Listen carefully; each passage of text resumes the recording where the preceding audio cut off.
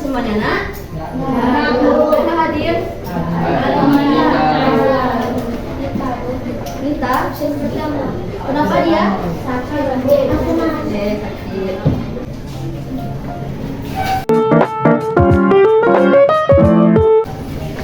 Baik, assalamualaikum warahmatullahi wabarakatuh. Waalaikumsalam warahmatullahi wabarakatuh. Gimana kabarnya anak-anakku semuanya? Baik? Baik. Sehat? Sehat. Udah sarapan tadi? Nah, berarti pembelajaran hari ini kita harus semangat.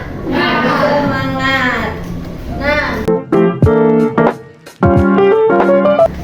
minggu kemarin kita membahas tentang taharoh. Masih ingat pembelajaran taharoh itu nak? Apa itu taharoh? Dari apa? Dari hadas besar dan hadas kecil. Nah, hari ini kita masuk ke materi baru. Apa materi kita? Ketentuan sholat 5 waktu. Nah, sholat. Apa sih sholat itu? Doa. Ada yang tahu? Tunjuk tangan. Doa. Ada lagi? Ibadah. Ada lagi? Gerakan. Nah, gerakan tertentu. Ada lagi? Nah, kita akan membahas pengertian dari sholat terlebih dahulu. Pengertian sholat. Menurut bahasa, sholat itu adalah doa. Kenapa doa? Nah, setiap segala ucapan itu doa. Ada lagi yang lain? Nah, kenapa doa? Karena di setiap bacaan di dalam sholat itu isinya semuanya adalah doa. Mulai dari kita membaca surah Iftitah, mulai dari bacaan ruku, sujud, dan semua yang bacaan di sholat itu isinya adalah doa. Kemudian menurut istilah ibadah yang terdiri dari perkataan atau perbuatan tertentu yang dimulai dari takbiratul ihram hingga diakhiri dengan salam. Nah, itu adalah sholat. Sholat itu yang terdiri dari perkataan, perbuatannya itu yang dimulai dari takbiratul ihram. Gimana takbiratul ihram itu? Nah, takbiratul ihram hingga diakhiri dengan salam. Itu yang dimaksud dengan sholat. Paham nggak pengertian dari sholat? Nah, kita lanjut ke dasar hukum sholat. Nah, dasar hukum sholat itu terdapat dalam Quran surah ayat berapa? Ada yang mau baca siapa? Di tangan satu orang. Yang mau baca. Wa aqimus sholata wa atuz zakata warka'u ma'ar raki'in. Apa artinya? Dan janganlah sholat dan tunaikan zakat dalam sholat bersama orang-orang yang rukuk. Mana perintah melaksanakan sholat di sini? Wa aqimus sholat. Apa artinya? Laksanakanlah atau dirikanlah sholat. Nah, berarti kalau ada dalam Al-Quran itu berarti sholat itu apa nak? Apa sholat itu hukumnya? Wajib. Kalau ditinggalkan gimana? Walaupun dengan alasan apa? Apapun tidak boleh kita meninggalkan sholat. Dah paham dengan dasar hukumnya? Ada yang mau tanyakan dengan pengertian dasar hukum ini? Ada yang mau tanyakan nak? Tidak? Syarat wajib sholat.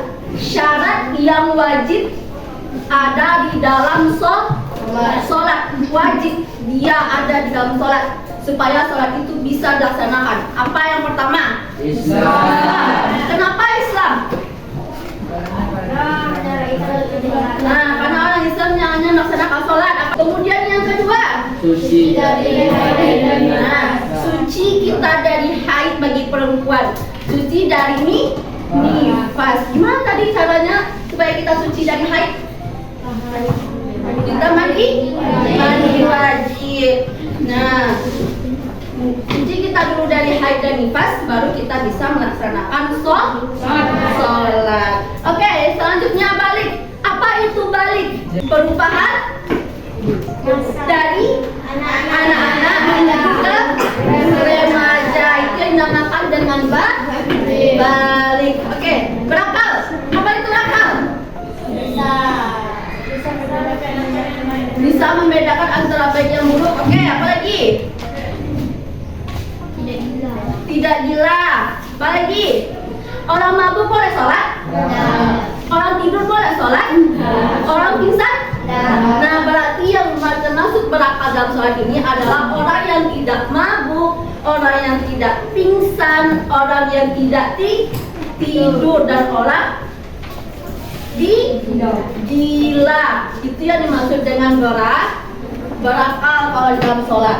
Kemudian yang terakhir adalah dalam sampai dakwah Islam kepadanya. Nah, berarti kita sudah ada nih perintah kita untuk sholat, ada yang ngajak kita untuk sholat. Nah, berarti kita itu udah wajib melaksanakan sholat. Nah, itu adalah syarat wajib sholat. Ada yang ingin ditanyakan tentang syarat wajib sholat ini? Yakin? Yakin? Paham? Apa itu balik tadi?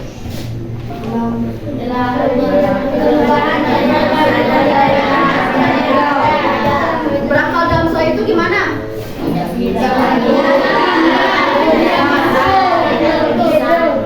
Paham ya? Selanjutnya kita masuk ke syarat sah salat. Nah, salat kita sah apabila kita memenuhi syarat ini. Yang pertama yaitu kita mengetahui masuknya waktu. Nah, kita sholat itu harus dengan waktu yang tepat, sesuai dengan waktunya. Contohnya tadi anak-anak ibu sholat subuh kan? Sholat subuh jam berapa? Jam 5. Berarti sholat subuh itu jam 5, tidak jam 6, tidak jam 7. Apapun alasannya. Biasanya anak-anak ibu ini alasannya lambat bangun, Bu. Apalagi ketiduran, Bu. Apalagi biasanya alasan sholat subuh ini? Lupa.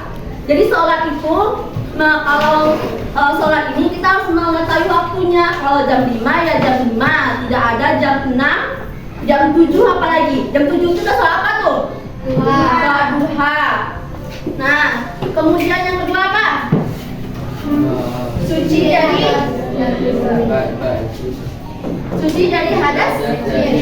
Nah, suci kita dari hadas kecil dan hadas besar. Suci kita dari hadas kecil dan hadas besar, baru kita bisa melaksanakan sholat dengan sah. Sah kita sholat kalau kita sudah suci dari hadas kecil dan hadas besar. Dan kita juga sah kalau kita itu suci badan, tempat, dan sholat. Apa maksudnya tuh suci badan, tempat, dan sholat? Suci badan dan tempat sholat, apa maksudnya? Apa maksudnya tuh? Ada yang tahu? Nah, maksud dari suci badan ini, suci kita, badan kita ini suci kita dari najis, dari misalnya perempuan, suci dari haid misalnya kan. Nah, kita mandi wajib dulu. Kemudian baju kita ini tidak kotor. Baju kita tidak kotor. Kemudian tempat sujud kita itu terhindar dari najis. Nah, itu kalau yang dimaksud dengan suci badan dan tempat sholat. Karena kita ini kan bertemu dengan Allah. Berarti kita harus suci. Kita harus wangi gitu. Tapi banyak sekarang ibu lihat pas olahraga misalnya, siap olahraga langsung pakai baju olahraga untuk sholat. Itu sebenarnya sah nggak sih sholat kita? Kenapa? Kenapa? Bau. Nah, makanya kalau siap sholat, siap olahraga itu usahakan ganti bajunya dengan baju ini, baju anak-anak kayak gini, baru kita sholat. Paham? Oke. Terakhir, menutup aurat. Ibu mau nanya, aurat perempuan itu yang mana sih? Apa?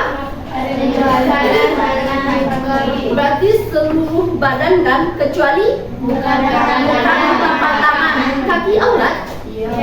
Tapi kenapa anak-anak ibu yang ibu lihat pas sebelum sholat itu pasti dibuka sepatunya sama kaos kakinya? Siapa tuh? Sering tuh ibu lihat tuh. Padahal kaki itu adalah aurat kita. Dilihat sama lawan jenis, itu kita berdosa. Jadi usahakanlah, terbiasakan kita itu memakai kaos kaki dimanapun, tidak hanya di sekolah, dimanapun, di luar pun kita usahakan pakai kaos kaki. Apalagi anak-anak ibu udah besar kan? Udah ada yang haid di sini. Nah, yang haid itu dosanya itu kita yang nanggung sendiri. Nampak kaki kita sama lawan jenis, itu kita udah mendapatkan dosa.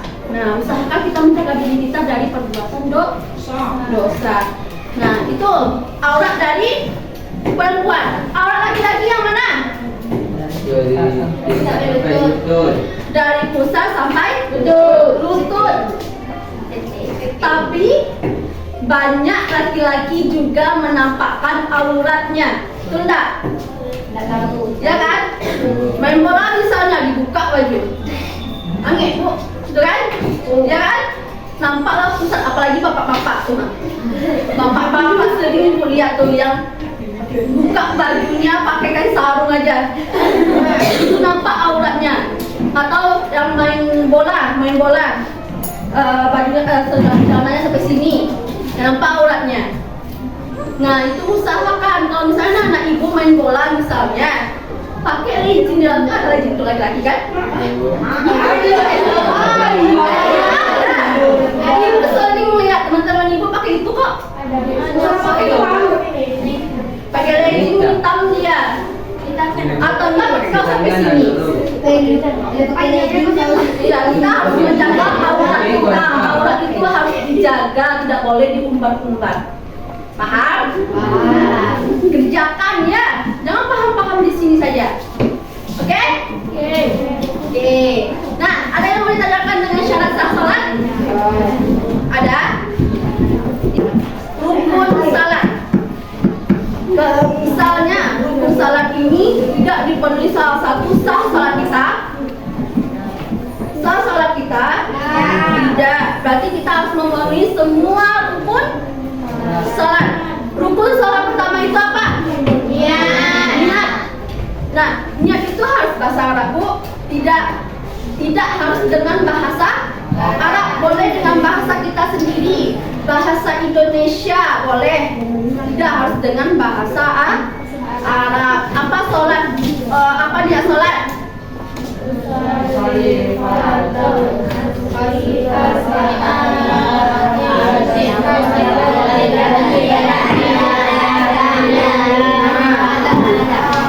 Kalau misalnya nggak bisa bahasa Arab, anak-anak ibu bisa. Aku niat sholat asar 4 rakaat menghadap kiblat karena Allah Ta'ala. Boleh kok bahasa Indonesia, kalau nggak bisa bahasa Arab. Kemudian yang kedua apa? Berdiri bagi orang yang mampu. Nah, berarti rukun sholat yang kedua itu adalah kita berdiri bagi yang mampu. Tapi sakit kakinya, Bu, gimana tuh? Duduk. Nggak bisa duduk, kaku badannya semuanya. Tidur. Jadi tidak ada alasan untuk kita sholat. Maupun kita lagi sakit, mau kaki sakit, mau badan nggak bisa digerakkan, itu kita tetap sholat. Kita di akhir hayat pun kita tetap sholatkan. Nah, usahalah kita untuk sholat diri kita sendiri sebelum kita disolatkan. Oke. Kemudian takbiratul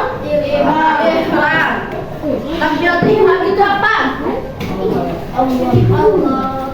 Mengangkat kedua tangan dengan membaca Allahu Akbar. Kalau laki-laki di mana tangannya? Di telinga. Kalau perempuan di dada. Tidak ada yang selipkan Allahu Akbar. Perempuan tidak kayak gitu. Allahu Akbar. Kalau laki-laki Allahu Akbar. Paham? Paham. Nah, kemudian membaca surah Al-Fatihah. Hafal surah Al-Fatihah, nak? Baca dulu. Baca.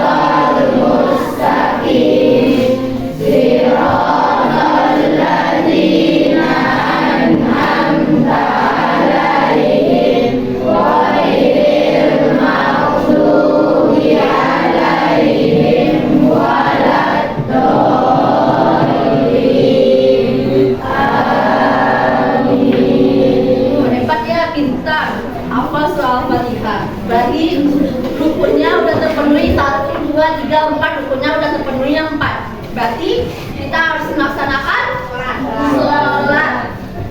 Ruku. Nah, ruku ini ibu sering lihat ruku yang tidak sempurna rukunya. Ruku itu gimana sebenarnya ruku?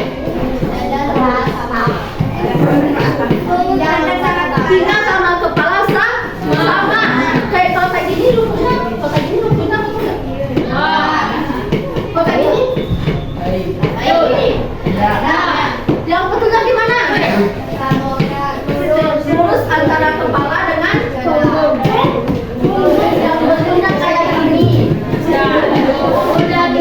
Tapi kebanyakan anak-anak ibu rukunya kayak gini. Entah apa yang salah, rukunya kayak gitu, ibu nggak tahu. Entah kebiasaan dia atau dia memang lagi sakit perut. Tapi kayaknya itu kebiasaan dia. Kita itu melaksanakan gerakan sholat itu harus sempurna. Kalau tidak sempurna gimana tuh? Tidak sah sholatnya. Nah, tidak perfect sholatnya.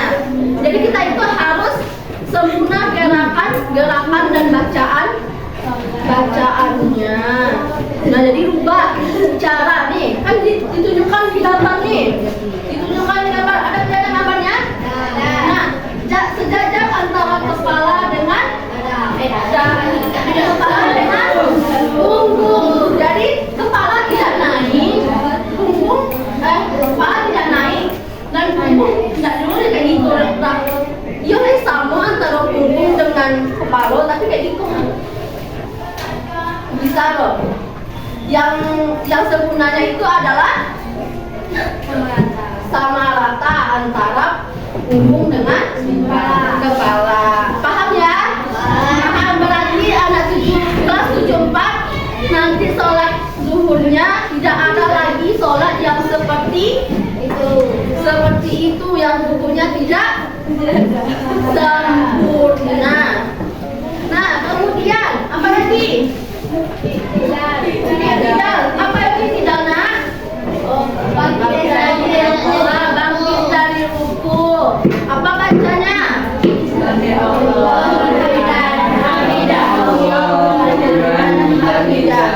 Nah, oh ini tidak. Sujud itu yang gimana nih sujud?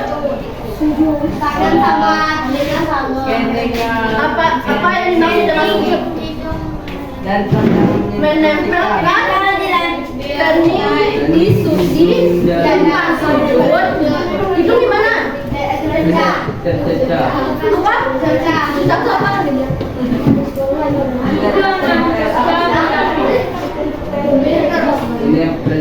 Hidungnya sedikit menempel kan? Tidak sampai ke itu hidung anak. Tidak sampai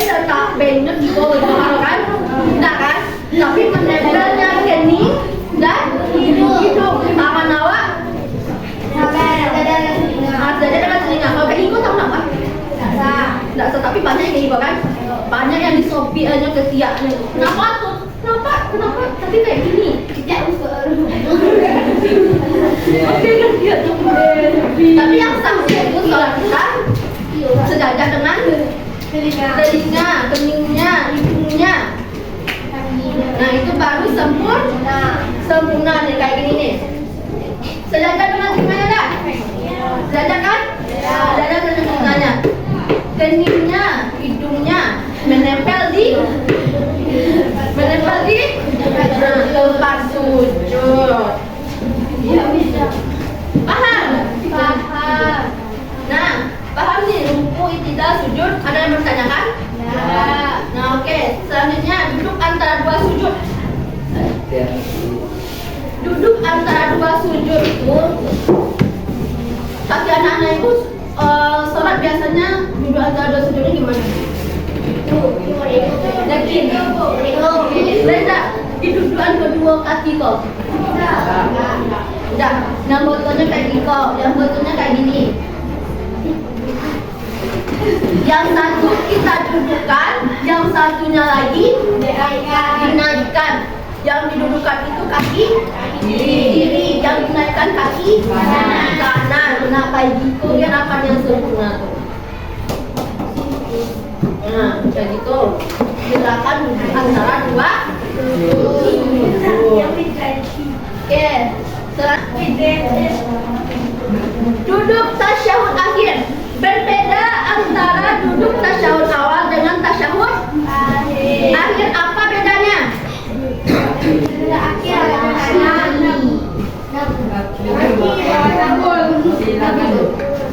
Kalau tasyahud akhir, kaki kiri diimpit oleh kaki kanan. Kaki mana yang diangkat? Kiri. Kaki kanan yang diangkat. Nih kayak ini contohnya nih ada nih ya. Ini contohnya. Kaki kiri diimpit oleh kaki kanan. Kayak gitu cara pasangan awal sama ada yang tidak sempurna. Kalau tidak ada yang sempurna, sempurnakan lagi setelah kita belajar ini. Oke? Selanjutnya membaca salawat Nabi.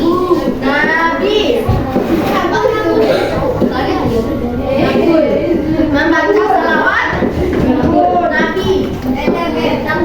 Apa salawat Nabi itu? Mana coba? Kalau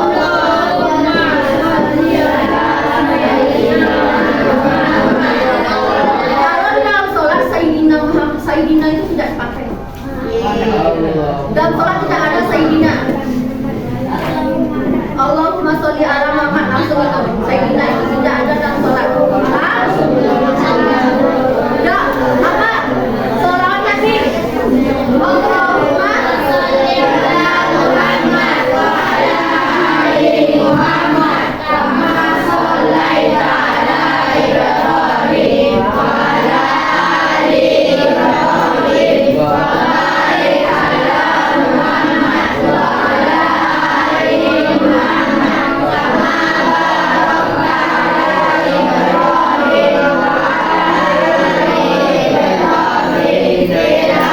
fil alamin innaka Hamidum Majid. Nah, membaca salawat Nabi ketika salat, tetapi yang ujungnya itu yang tahiyatul panjang. Nah, kalau baca itu lebih bagus sholatnya. Kalau baca ini juga nggak apa-apa. Siapa yang biasanya baca sampai akhir? Ada yang baca sampai akhir, nggak sampai sholawat? Biasanya sampai sholat aja. Nah, apa-apa. Tapi yang ujungnya itu, Allahumma inni as'aluka itu dibaca lebih bagus sebenarnya. Nggak sampai sholawat aja. Ya, kalau itu kan namanya tahiyatul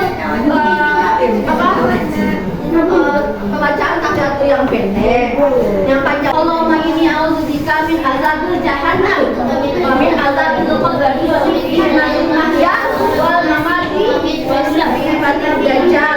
Itu yang dibaca bagus banget.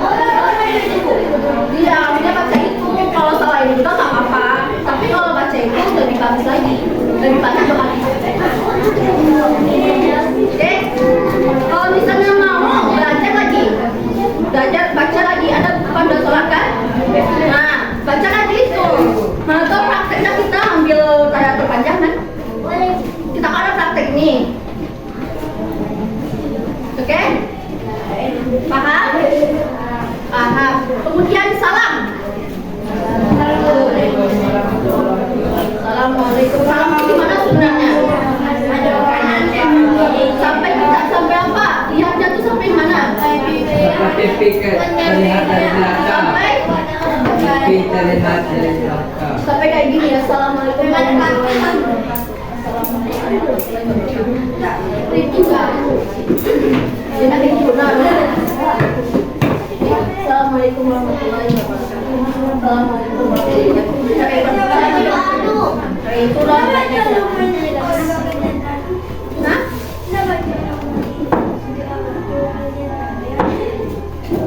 maksudnya?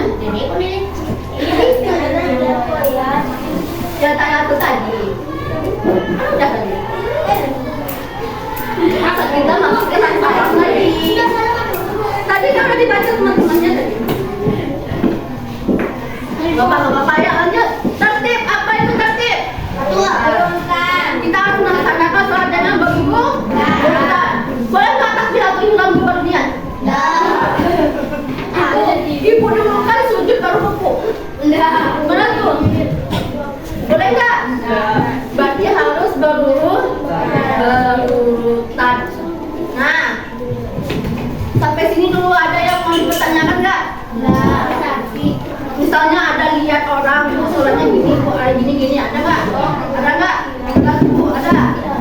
Ada? Ada mau ditanyakan?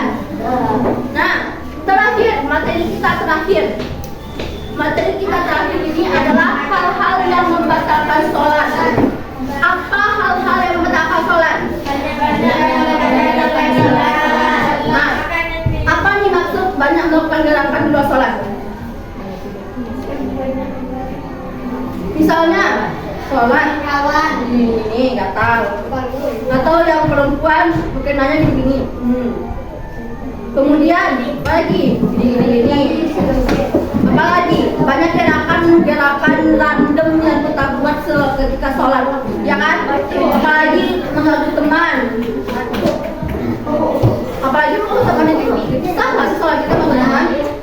Berarti nah, kita sholat itu harus usahakan kita sholat itu khusyuk, tidak tinggalkan dunia dulu, kita cari akhiratnya. Setelah itu baru kita bersebar ke dunia. Bersebar kita di dunia ini mencari ilmu seperti kita misalnya, atau kita mencari uang gitu. Kemudian makan dan minum dengan sengaja. Makan dan minum dengan sengaja. Ini banyak nih kejadian. Misalnya ketika kita sebelum sholat kita makan, ada yang ke gigi kita. Terus pasti kita lidahnya itu mainnya gigi kan. Keluarlah makanan itu, terus kita itu batal sholat sana. Lebih baik sebelum sholat itu nggak usah makan, atau kalau misalnya makan bersihin lagi gitu. Ya mana tidak ada, kalau misalnya mengganggu biasa dulu sampai akhir sholat. Paham? Paham. Kemudian meninggalkan salah satu rukun salat udah pasti batal sholatnya kalau rukun itu sudah ditinggalkan. Kemudian apa lagi? Mendahului imam. Kita sebagai makmum itu harus mengikuti imam. Kemudian apa? Apa itu murtad? Keluar dari agama Islam. Kemudian apa? Terkena najis atau hadas. Misalnya anak itu sedang sholat, dikencingkan sama kucing. Sedang sholat tidak? Diulang? Tidak tuh. Diulang bersihkan semuanya dulu. Tapi pada pertanyaan satu. Misalnya ketika sholat kita kentut, tapi kentutnya nggak berbunyi, apakah sholatnya itu sah? Tidak. Siapa yang bilang tidak? Nah, siapa yang bilang tidak cuci tangan? Satu orang. Selebihnya mengatakan? Kenapa sah?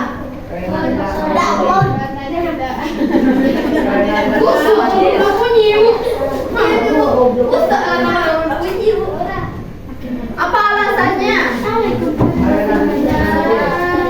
Kalau tidak, kenapa? Kalau sah, kenapa sah? Kalau tidak sah, kenapa sah? Kalau tidak sah, kenapa dia tidak sah?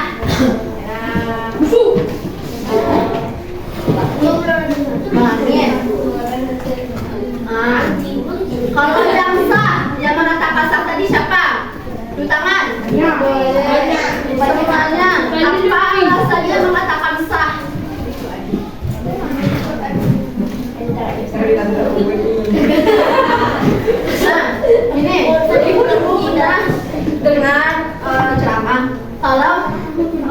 tersebut yang tidak berbunyi di saat kita sholat itu tuh adalah bagian dari setan atau jin yang mengganggu kita sholat, yang meragukan kita untuk sholat. Jadi kalau misalnya dia tidak berbunyi, itu bisa, itu kita, kalau kita tidak bersuara, misalnya kan kayak gini, bunyi kan, itu kita udah langsung batal sholatnya. Tapi kalau dia tutup, tidak berbunyi, kita tidak bersuara, lanjutkan sholatnya.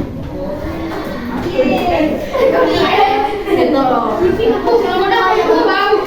Batal dong, itu adalah jauh setelah kalian itu dari awal sendiri itu. Nah, ada yang mau ditanyakan ini?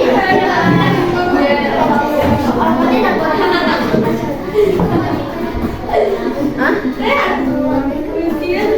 Tasyakuran dia tidak wajib. Itu hanya kan kalau itu kan kadang-kadang terbawa dengan badan kita, jadi makanya kita kayak gitu.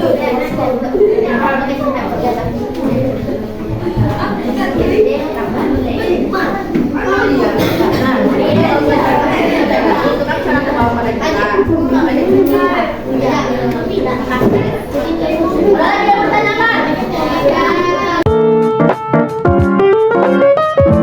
Kalau tidak, itu adalah sebuah permainan.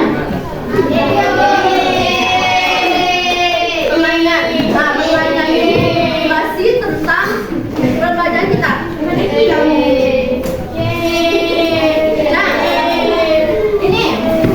spidol. Dengarkan, asal paham. Ini spidol anak ibu yang tidur, yang kepalanya tidak berdiri, silahkan berdirikan kepalanya. Kalau yang sakit, boleh ke KS nak. Nah, ini spidol. Oke, ini spidol. Jadi, misalnya ibu kasih spidol ini di sini. Nah, opor spidol ini dengan menyanyikan lagu, misalnya Potong Bebek Angsa, sampai opor ini potong bebek angsa masa dikuali sampai ini, dan siapa yang megang ini terakhir di lalala pertama, tahu kan lalala pertama yang dia tahu kan, dia yang dapat pertanyaan dari ibu. Paham kan? Nah, tapi ini tidak harus dileretkan, boleh dilempar, pokoknya tidak dileretkan, itu boleh dilempar, tapi dia semuanya dapat. Paham? Tapi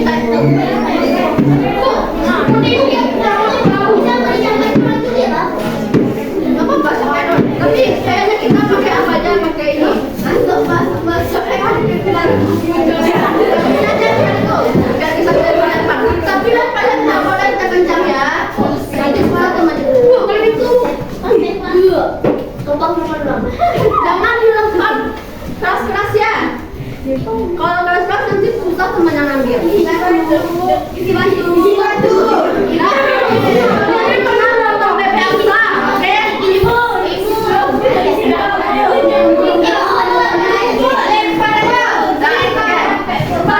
Jadi semuanya lah. Semuanya jadi 1, 2, 3.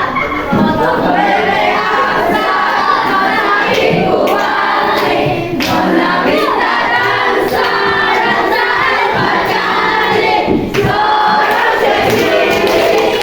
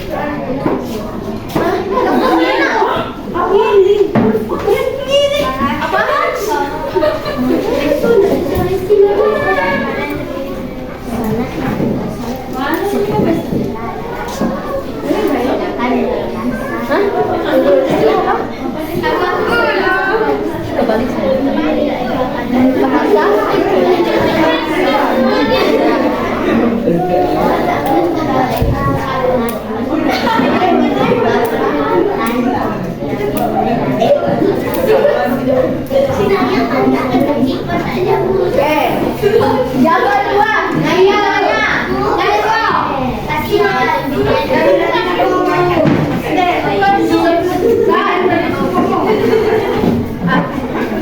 Dasar hukum sholat terdapat dalam Quran surah ayat.